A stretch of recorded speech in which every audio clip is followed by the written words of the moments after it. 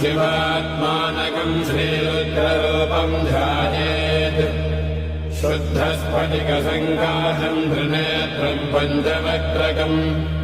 गङ्गाधरम् दशभुजम् सर्वाभरणभूषितम् नीलग्रीवम् शशाङ्काङ्कम् नागयज्ञोपवेदिनम् व्याघ्रधर्मोत्तरीयम् च वरेण्यमभयप्रदम् कमण्डलवक्षसोत्तानाधारिणम् शूलपाणिनम् ज्वलन्तम् पिङ्गलजटाशिखामद्योतधारिणम् वृषस्कन्धसमारोढम् उमादेहार्थदा